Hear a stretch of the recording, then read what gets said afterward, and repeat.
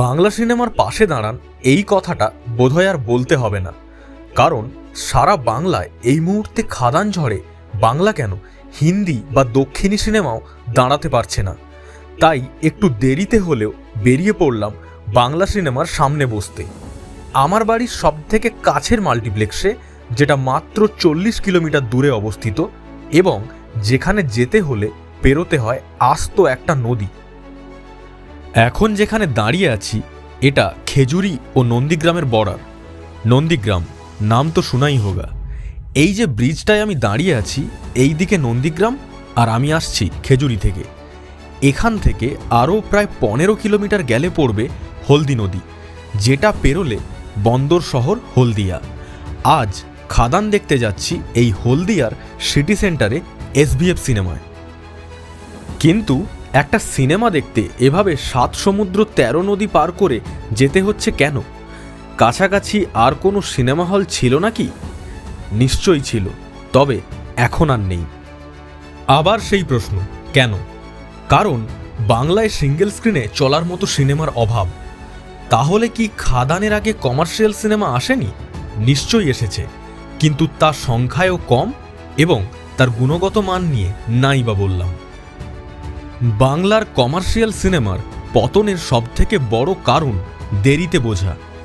2010-এ যেভাবে সাউথের সিনেমার ডিভিডি নিয়ে ফ্রেম বাই ফ্রেম টুকে দিলে পাবলিক চেটেপুটে খেত, সেটা বর্তমানে OTTর যুগে সম্ভব না।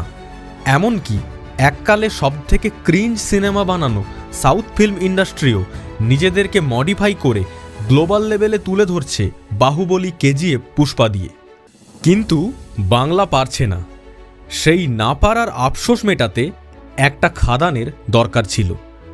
সুমিত গাঙ্গুলি, রাজা দত্ত, পার্থসারথী চক্রবর্তীদের মতো কমার্শিয়াল ছবির অভিনেতারা কর্মহীন হয়ে বসেছিলেন। একটা খাদান তাঁদের জন্য দরকার ছিল। শহরের মাল্টিপ্লেক্সে পায়ের ওপর পা তুলে 18% GST দিয়ে ক্যারামেল পপকর্ন খেতে খেতে যাঁরা একটা সিনেমার হাজার খুঁত ধরেন, তাঁদের বলি, গ্রামের খেটে খাওয়া মেহনতি মানুষের আনন্দ পাওয়ার জন্য একটা খাদানের দরকার ছিল। খাদান সিনেমা হিসেবে কতটা ভালো বা খারাপ সেই আলোচনায় যাব না, কারণ আমি অত বড় বোদ্ধা নই, সেটা আপনারাই বিচার করুন। কিন্তু এই জরাজীর্ণ টলিউড ফিল্ম ইন্ডাস্ট্রিতে খাদান যে শেষ ভরসা ছিল সেটা বলার জন্যে রকেট সায়েন্স জানতে হয় না। মাথার ওপর বসেছিল পুষ্পা 2, ঘাড়ে নিঃশ্বাস ফেলছে বেবি জন। সবাই ভেবেছিল খাদান চলবে তো। আজ খাদান চলছে না, দৌড়চ্ছে। ইন্ডাস্ট্রির ভেতর থেকে আসা ব্যঙ্গ, বিদ্রুপ, বিরোধিতা সব অতিক্রম করে খাদান আজ বাংলার বক্স অফিসে ঝড় তুলেছে, ভেঙে দিয়েছে সব রেকর্ড।